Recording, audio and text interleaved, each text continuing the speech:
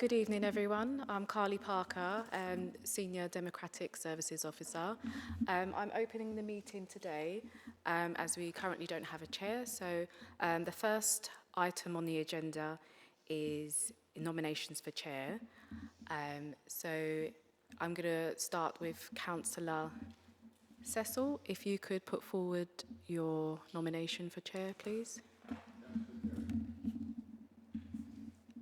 Councillor Karen. Okay, thank you. Yes, thank you.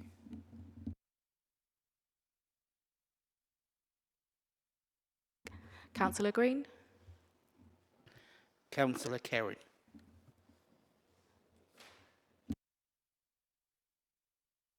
Myself. Thank you. Councillor Kerrin.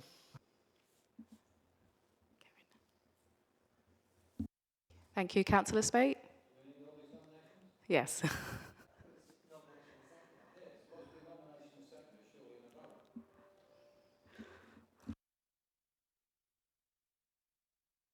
So,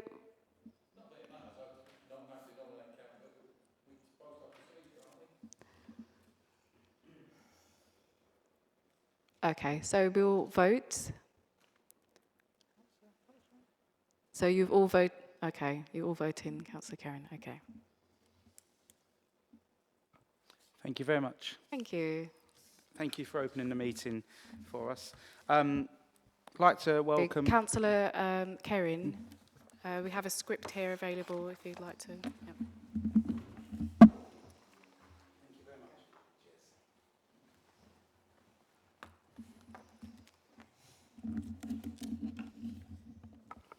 Good evening and welcome to the Investment Advisory Panel meeting.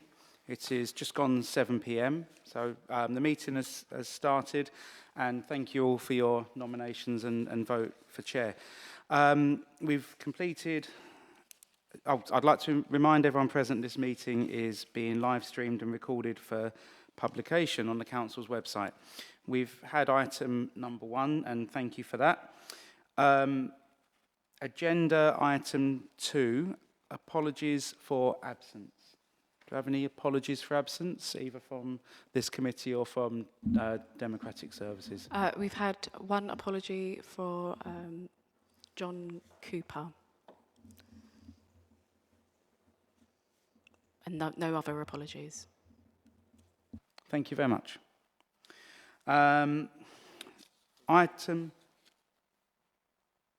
Item number 3, minutes of the meeting held on the 27th of February 2024. I move that the minutes of the Investment Advisory Panel meeting held on the 27th of February 2024 be approved as a correct record. Are there any comments on the accuracy of the minutes? I don't know if you've got anything, Councillor Lilliard. I think you're the only one who was there. Happy. Yeah? Yeah. Any comments from anyone who's read the minutes and wants to bring up anything? Or no? Okay, thank you.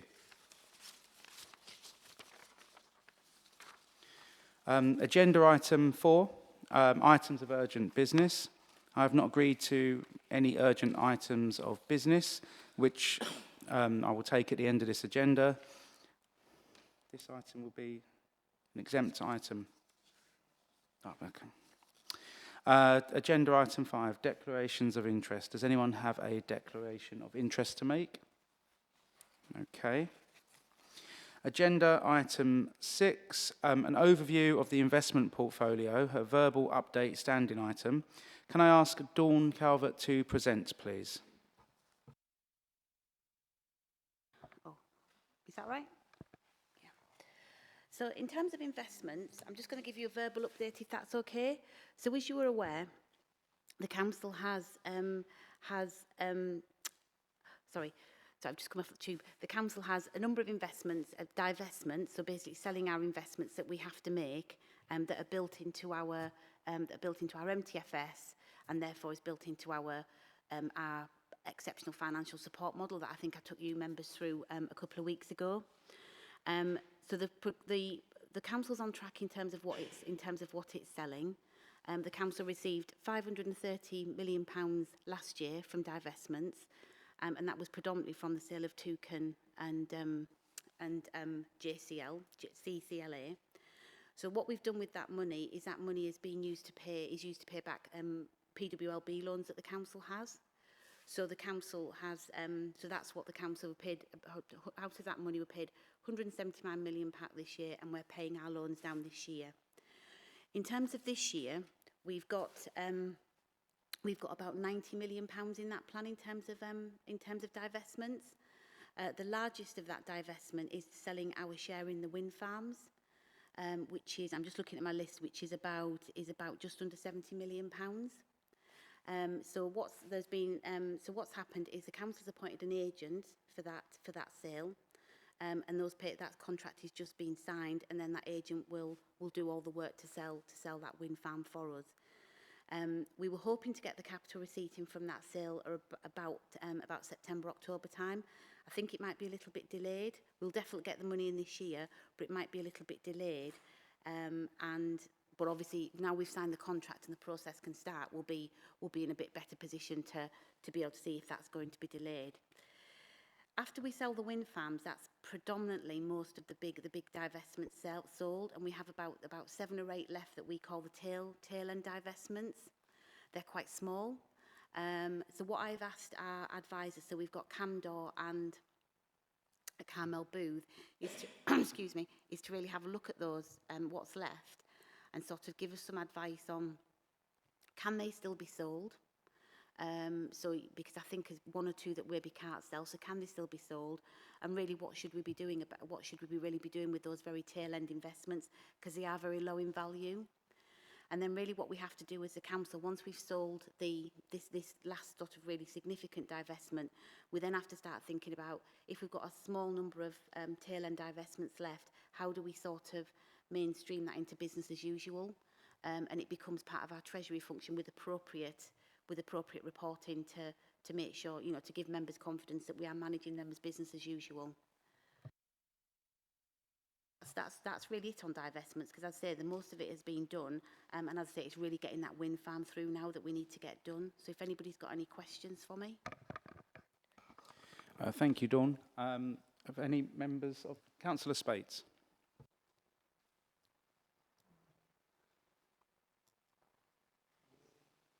No, thank you.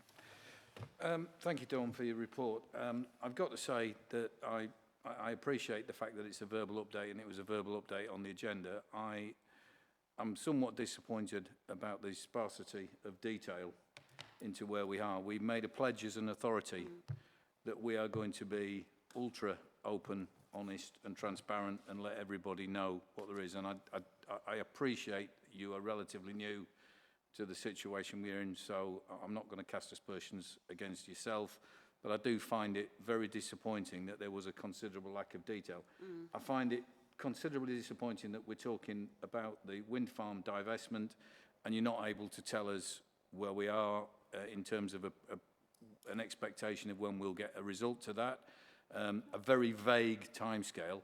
Well, quite frankly, I'm sorry, I just do not accept that's good enough. We've got 49 councillors across the political divide at the moment, all united in trying to put on a front to our residents on a day-to-day basis. Every councillor is having to go and meet residents who are, quite frankly, incredibly upset.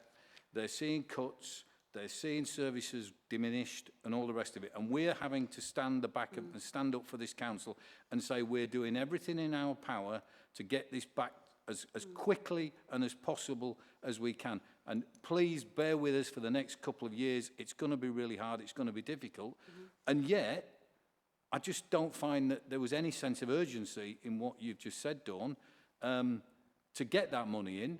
You know, we just seem to be trolling on. It might be September. It might be. How can we budget properly when we don't have an action? If we must have there should be a time scale that says bang, bang, bang, bang, bang, and then our financial colleagues can start to make plans. I just find it incredibly disappointing. I'm sorry. So if I respond, I mean, I'm sorry if you expected a written report, and I'll make sure that's addressed. No, and one of the things we have been talking about with colleagues is how do we We do accept that we need to go back to Cabinet in terms of some more detailed reports, so there's some information out there. And what we have been talking about is in October we're going to bring back to put in the public domain a report about the fees, because we took a report in fees in March, a very transparent report about fees, and we're going to take another one in October, and we're talking about putting an investment update in there as well. We do have a plan. Maybe I didn't explain it very clearly, so apologies. We do have a very detailed plan for the schedule of our divestments. That's published, so it was published as part of the MTFS. So it shows exactly which divestments we are going to receive the receipts from on an annual basis, and that's what we track every month. So where we are with so you know, for example, in this financial year, I'm just reading, because you know, I'm just going to flash this in front of you. That's what's published. So it's published in very detail, and in which year we're going to get them. And so where we are with the wind farms is that we were due to get that in October. So we started the procurement process well in time. I will be able to, once we have signed the contracts now, once we have got the provider on board, I can give you more very specific update on whether we will achieve the October timescale, or whether that is going to slip. But we do have a plan. I'm sorry if I didn't explain it very well, but we do have a very detailed plan, and it is published as part of our MTFS. Thank you, Dawn. Oh, Thank you, Dawn. As I say, I do recognise that you've come into this very late in the game, so please do not take it personally. I look forward to seeing that detailed information. I have one other question, because I think you've more or less indicated in your verbal report that the dispersal of the solar farm investment is now complete, and you spoke about the £530 million that we received.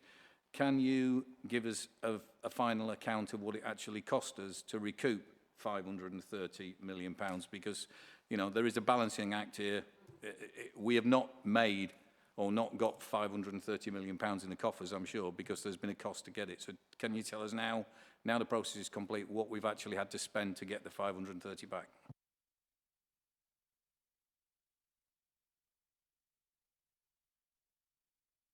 there we go. So first of all, I'm just gonna correct the figure, because for Toucan, we've got recovery to date has been £510 million. We are due to get another 14 million. So there is, as part of that sale, there are some monies that are held by our administrators for various reasons. So that's all part of, you know, the process. We are due to get some of that money, that funding released imminently. So we'll get that funding back as well, which is about 14-15 million. In terms of the specific level of fees for Toucan, I will have to check, because I'm not quite sure I can tell you which specific ones, because what we have the fees that the council incur falls into two categories. So when we took the fee report to March Cabinet, which hasn't changed too much to date, the fees are split into two categories. So we've got fees incurred by the council, which our estimate for that was £11 million up to the end of this year, and that forecast hasn't changed. And then what there also is there are fees that are paid by our administrator, and they kind of come off. They come off kind of the sale proceeds before we see them, so it's not a direct cost to us. So, for example, if we sold something for 100 million, and the administrator fees were 20 million, the amount of money that would be left to come back to the shareholders, or we want to call them, would be 80 million. So the fees will be all included in that pot. Now, what I'm not completely sure about, I will check for you, is whether we can isolate out specific for each investment. I suspect we can't. It'll be in those pots of fees, but I will check for you. Any further comments, Councillor Spate? No, thank you, Chair, Okay. and thank you, Dawn. I appreciate it's difficult and the spotlight's on, but thank you. Any other member? Okay. From myself, Dawn, I'm not going to repeat the questions of Councillor Spate, but I'm going to continue on a theme of the cost of recouping recouping the money in the divestment. So you kind of said about the big ones, Toucan and all that, and then these aren't your words, but my paraphrase are like smaller amounts, inverted commas, deliberately coming in. If all the smaller amounts was sort of one package, a bit like Toucan or the wind farms, have you got, even if it's just an estimate at the moment, of how much it would cost, you know, when we're sat here with it all recouped, what's your estimate of how much it would cost to recoup the rest of the divestments, and sort of what kind of process are we expecting in terms of timescale and amounts back, please?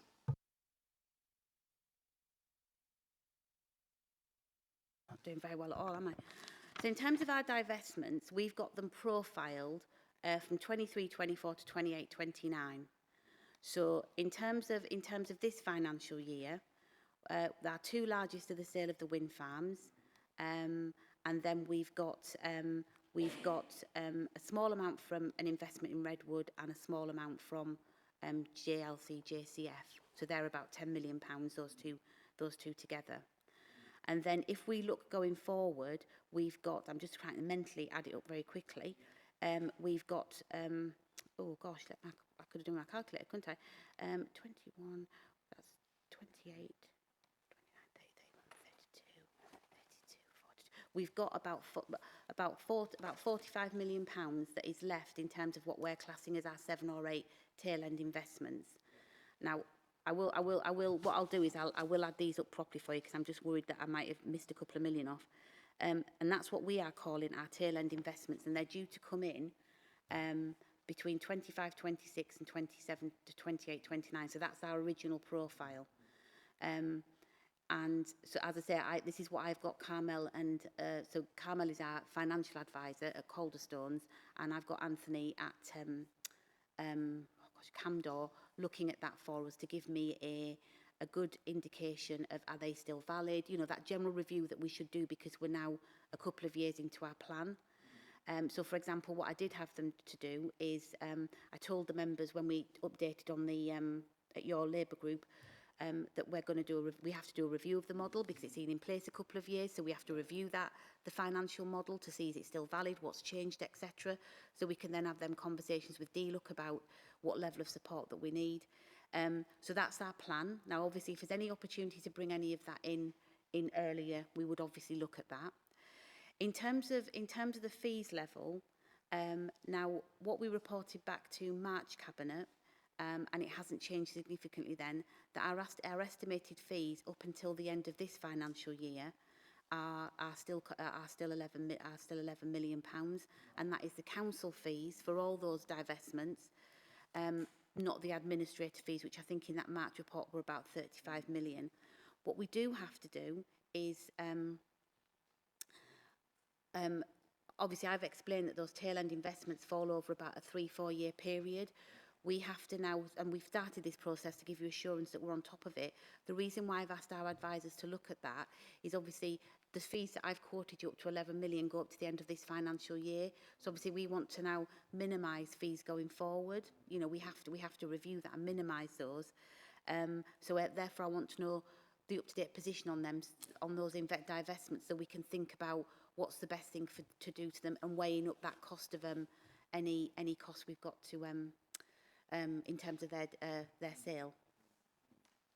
No, thank you for that. And I might be veering on to the last item, which is the work programme, but our next meeting is in November. Yeah. And I wonder if we're having a financial strategy update report. Would that include some of this information we've been speaking about, or if it is, then great. If not, could we have a report on the updating what you've said verbally here? Yep. And you were right to point out earlier to Councillor Spate that some of the information is in sort of previous reports and the MTFS. But if we could have it all in a report specifically about this, so that we as members can sort of have another sort of detailed look and ask the right questions, you know, because that's very conscious that we're here to, you know, the commissioners are watching to see that we are rightly holding senior officers to account. So if that could be included in the next meeting,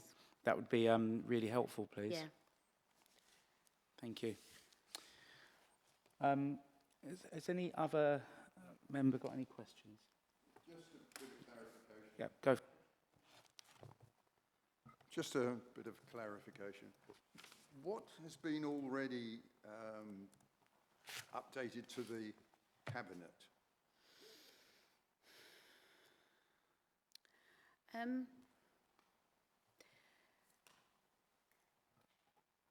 I know there was there was an update on fees back in March. In terms of Cabinet, all the schedules in terms of divestments are included in the budget report that goes in February, and some detail will have been included in the outturn report in June. But we won't have done, I think one of the things we recognise, what we haven't done is maybe a specific update on divestments. And so that's where we were talking about when we bring the fees back, whether we do an update on fees and divestments at the same time.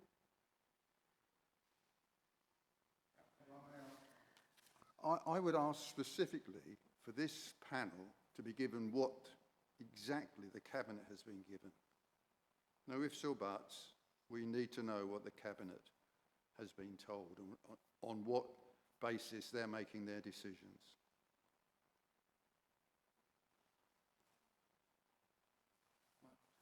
Thank you.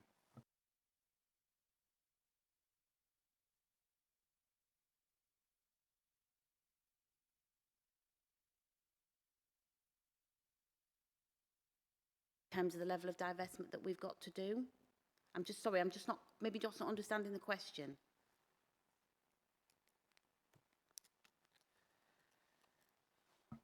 Information is in the Cabinet's gift. It should be in ours as well. And any update from when it was given to the Cabinet in, say, March, we should know what trends there are, what difficulties there are, what concerns you may have. Do you have any concerns with the way, or is it just all going very, very smoothly?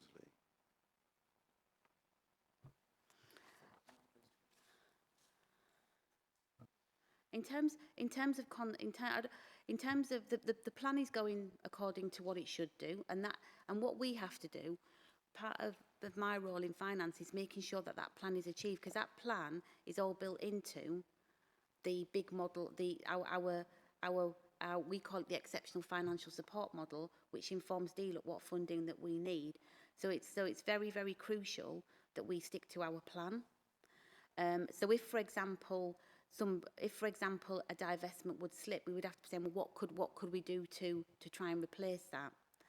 Now, and that is part of the reason why the divestments are sold in a particular year, because there might be a month's slow slippage. That's what happens.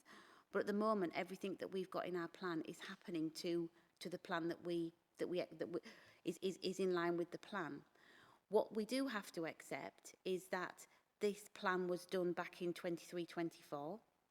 The markets will have been changed, because don't forget, when we're selling things, some of it will be, will be dependent on what the market is at the time. So I do regularly ask our advisors, can they give me an update on the values that we've got, and what do they think now? Have they significantly changed? We're doing that at the moment in terms of we are having to report an updated model to DLUHC by the end of July. So we are asking our advisors to do that. And then what we will have to do, if, for example, they came in with a slight reduced valuation to what's in the budget, then we would have to make a judgment on that, whether we update our model for that or whether we don't. Because the challenge is, if something is in, if something's very much at the end of the plan, it could change now, but it could change again by the end of the plan. But I think for the important thing is making sure that we understand that, so we understand we've got a plan with numbers in, but we accept that they will change over time.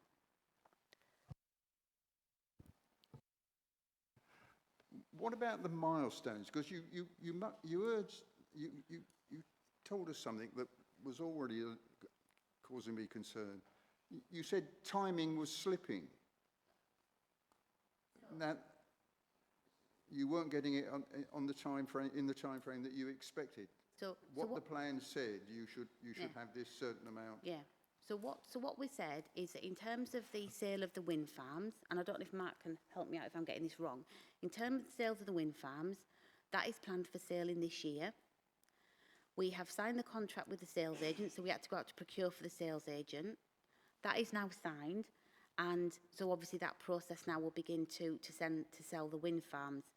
We are hoping to get that money in terms of around about autumn October time. As the sale progresses, then we will then obviously we will get a real firm idea whether that timeline can be achieved. In terms of our modelling, we need to get the money in this year. So I'm not saying it's slipping, but I'm saying we have a date, and now the process has started. We can, our job is to make sure that as far as possible that plan, that timeline sticks. That's why we went out to procure for the agent in plenty of time, and that is our job, to make sure that target is achieved. And that's what we will do everything we can to make sure that target is achieved, so we get that funding in. Thank you very much. Have you got another point? No. Councillor Green has indicated he'd like to speak. Thank you, Dawn, for your update. I just want to go back to the agent. How did we select that agent, and was a procurement exercise gone out for them? Yes, again, to select the agent, we went for a public procurement exercise. We invited tenders from across the market. There was a competitive process, and the organisation that effectively gave us the best consideration, the best price and quality mix, was awarded. They've probably dealt with a significant number of similar type wind sales where you're looking at the disposal of fractional interest. They've probably dealt with 40 or 50% of the market over the last couple of years. So again, I think we've got someone who is a quality provider and someone who's got regular experience. And I think from our point of view, because we're looking at a sale which is going to take place at a good price, but within a quick time frame as well, they've got an established contact book as well, so there are people they can approach to directly.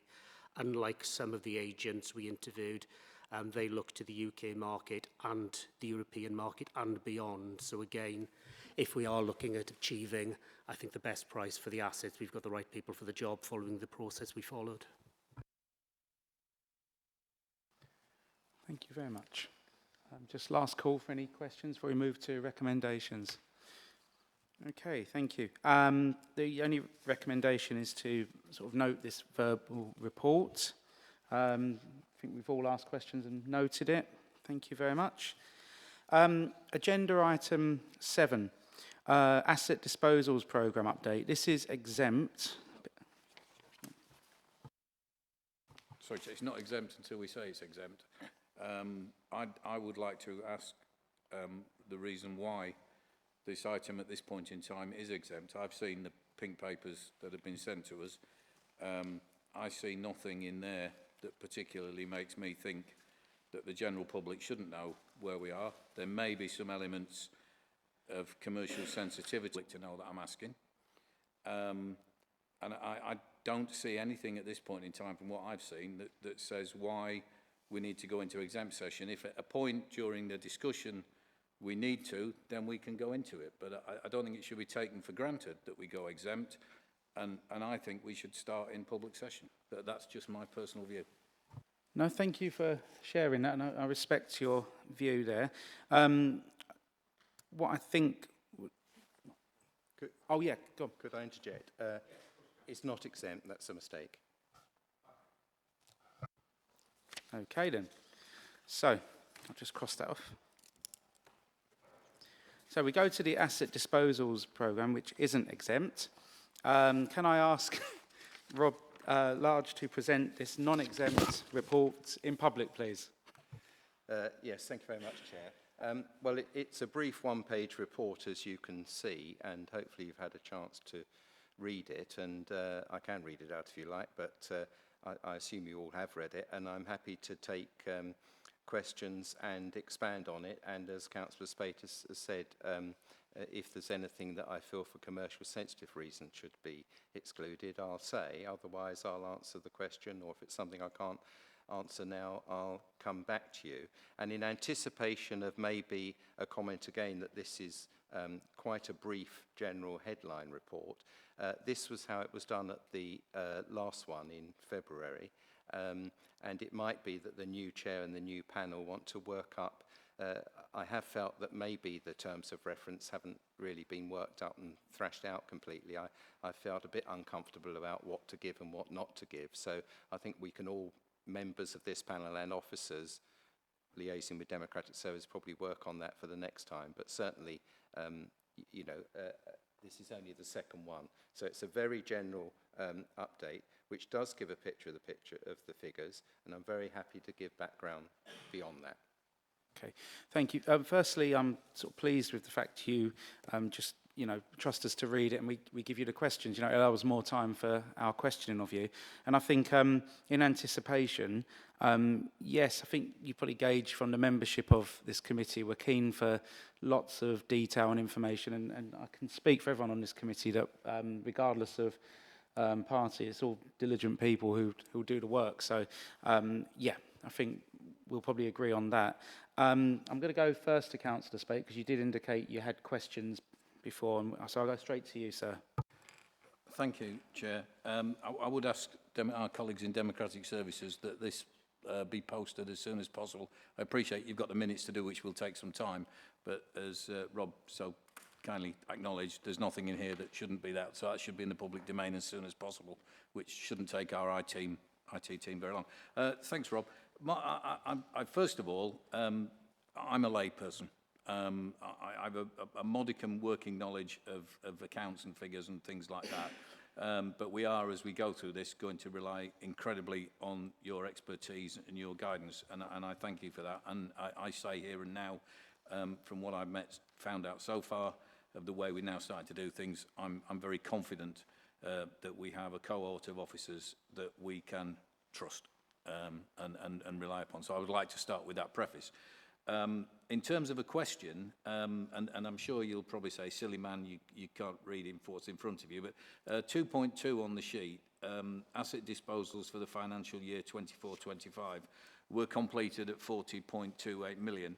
This compares with the most recent updated forecast of 35.65. Well, we're only in July in 24-25.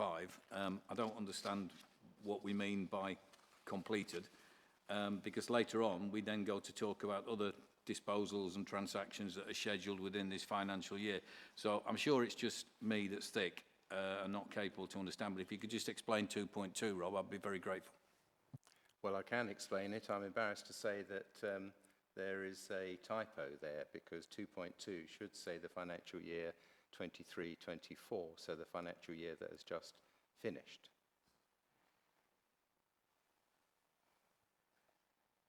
With that in mind, Councillor Spoke, now that's been corrected, have you got to carry on your line of questioning? I do wish to say something, actually.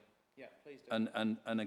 And for all that I've just said, and I think should I bit my tongue, on a number of occasions over the past couple of years, members of this council have spoken about reports brought in front of us that are not checked, that are basic mistakes, and I genuinely didn't think that. I thought it was just me not understanding something. So I appreciate your honesty, Rob, but that's just appalling that has not been spotted. And if this, I'm sorry, it's just gobsmacked me. I'll leave it at that, Chairman. I'm just really, really, really disappointed. Just before, Rob has the right of reply, I will say, as chair of this committee, I will bring up with officers, because I've just said we want meteor reports. We'll all do the work on it. And you're quite right, Councillor Spate, that we don't want to spend our time worrying about figures that are to do with a typo. We want to be going forward. So I'll take that on board. But have you got anything you'd like to say, Rob? Not really. I can only apologise. I can't explain how it's happened. So I apologise and I take the comments on board. Thank you. Has anyone else got any questions? Just looking down. Yes, Councillor Cockshaw. Sorry, Chair. Thank you. So as properties come forward to July, and I know I sitting on Cabinet last time, there was a bit of discussion about the list being exempt and members being involved, and I think we sorted that speed bump quite well, and going forward I think it would be really good. It's a good process to have members involved in what actually is going on with some of these asset disposals, because it's the things they will start asking questions about. Just really on the overall forecast, it's probably, well, I keep saying putting a finger in the air and guessing, and we're guessing on where we get to. If we exceeded the figure last year, and then we're down, we thinking there's a cooling in the property market coming along. Do you think we could get close to our figure this year, target figure, or exceed it, Rob? Well, it's a good question to ask, and of course I can't make any guarantees. What I can say is that we're working very hard that where we look like the target isn't going to happen, maybe as you've alluded, because a property has less value than the advice we got initially in June and July of last year, or where there's some difficulties that a property needs to be needs to be put back into the next year. We're also working very hard on due diligence on properties that we've got forecast for next year to bring those forward. So at the moment, I'm reasonably confident that we will hit that target, and a lot of it will be towards, you know, quarter 3 and quarter 4, which is what happened last year, and it's just the nature of properties, really, particularly assets that have been owned for a long time, particularly in local authorities, but also elsewhere that I've dealt with stuff as well. When property assets have been owned, there's lots of issues that crop up that you're not expecting to crop up that slow down the process. So at the moment, I am confident of that 34.6 million, and I update fortnightly, Dawn, on where we are on it. We've got a column with our financial target, the target of 34 million, and then we've a column with the forecasts, which we update fortnightly depending on issues that have got on, and it goes up and down. But I think the only assurance I can give is that we're very on top of it, and that my team has a number of, you know, experienced chartered surveyors in it, used to this type of property market, and as you know, we've got the right agents acting for us. In terms of the market in general, not all of the commercial property market, and most of our properties are commercial, is in a poor situation. You know, we did sell a couple of things last year for above the forecast, and I think this year there will be some things that sell for more and some things that sell for less. And where the market is weaker, the other problem, which will affect the forecasting, is timing, because when people don't feel the need to strike the deal quickly and can be a bit difficult, it's very difficult to push them across the line, and we had a bit of that towards the end of the last financial year. And just to clarify on the July cabinet and going forward, as you say, I've explained to Councillor Kent, the new leader, you know, he asked me for reassurances on that, and actually the cabinet report going in July and the list of properties and all the background details on those properties is all in the public domain. There's only a second list, which is the same list of properties, but it has a separate column, which is the valuation advice that we've had as against the guide price. So the guide price is shown on the list, but so the only one exec document is a repeat of that document with what we're planning to achieve from it. I'd also just point out that of that 34.6 million, that comprises about just over 50 assets of different levels. We're only bringing 5 or 6 to July cabinet. We're bringing a few in September. A lot of these things already have cabinet approvals and are taking a while to work through. So although the amount of money coming to July cabinet isn't very much, it's because a lot of this is already in the process. Councillor Green, please. Thank you, Chair, and thank you, Rob. At last year's asset disposals, there was a piece of land that had a WD stone on there. I had to work with Dr. Dave to get it moved before it was sold. Have we done our due diligence on these pieces of land we were potentially sold, in case it's got any historic items on there? Well, that is part of the due diligence process, but for some reason we didn't know about that until you highlighted it. And then my team straight away worked to get it moved. And actually, because we were close to the auction sale site, we had to move it very quickly. And a lot of people helped, and it did happen. So I'm grateful that you saw that. And we have made sure that our legal team on their reports on title information, that if those sort of things are registered, that we find out. But I know in that case, we didn't find out. Luckily, your local knowledge put that right.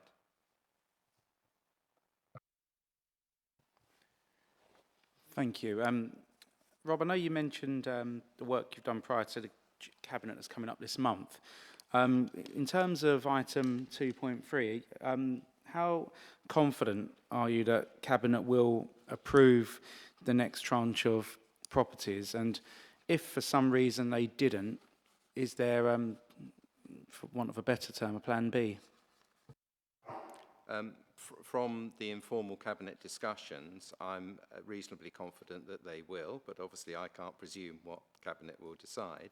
And really, to answer your question in practical terms, as I said in my last answer, it's a fairly small amount of the 34.67 million. And I say we're already looking at several things that add up to several £1 million that we're trying to bring forward. Now, if everything works swimmingly, that means we could achieve over our target this year, but it also allows a buffer for if certain things go wrong. Thank you for that.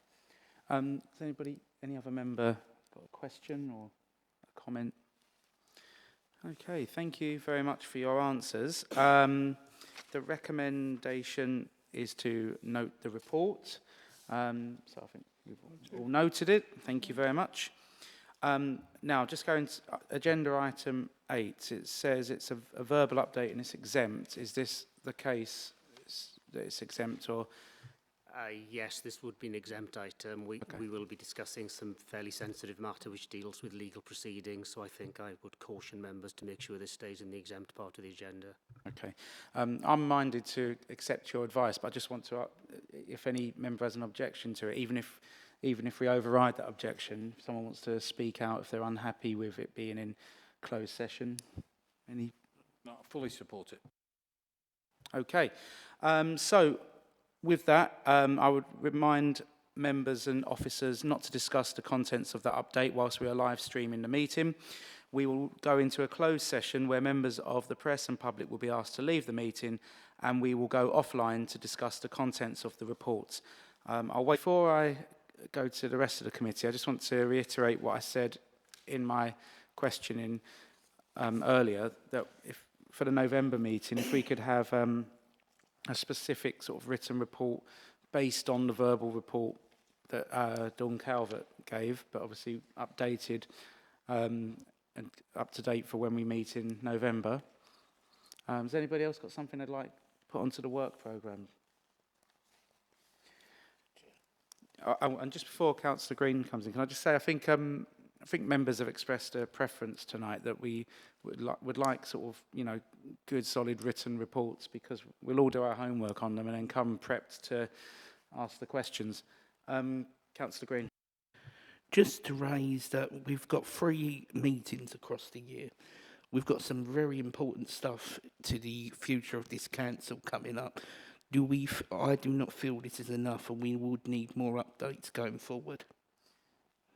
In terms of full meetings like this, or more sort of briefing notes or report, what are you suggesting, Councillor?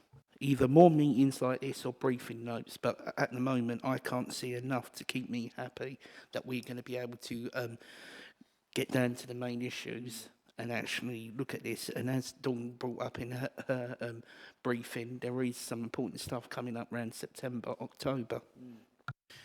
Fair comment, Councillor Green. Can I ask other members on this committee for sort of any opinions you have on what Councillor Green has just said about potentially extra meetings?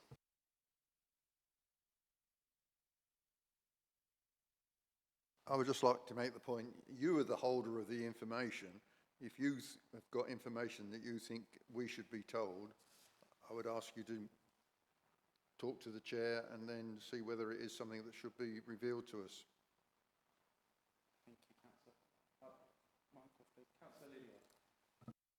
Yes, the only thing I would say is this meeting was very similar to the last one, because I was the only person present on that one, and we've had similar sort of conversations really. I was a little bit concerned that the next meeting we just pretty much repeat what we've said this time, you know, and again it'll be noted. It would be nice if the chair could get together with maybe programme manager or Mark or whoever, just to discuss anything that you feel might be useful. I'm certainly happy to take that on, Councillor. Any other opinions just on what Councillor Green has said? No, I think, and don't forget, much of what it ultimately comes to ourselves will go before Cabinet at some point, and we've got some very good democratic services officers, including our very good friend Carly over there, who keeps us, and as he's done, as we've had in the advance to this meeting, we had some informal briefings as things went through. So I think we're off on a good tangent at the moment with the start of this particular constitution of the committee. So I'm reasonably confident that should something come up that we need to debate, democratic services will offer us the opportunity to have a meeting. So I would stick with where we are, but never say never. Okay, well, what I'd say is then to the officers in this room, if there's anything that you sort of want to bring up, bring it to me, and I can liaise with the rest of the committee about whether it's just a report we need to read, a briefing note, or whether we need to schedule a meeting. So, if committee have, you know, vest that in me, I'll sort of organise it. I think I should just say thank you because Rob spoke earlier. We had that unofficial briefing before the meeting on an item that we discussed earlier on, and that is really for all that, you know. All right, we had a bit of a, well, I won't say the right word.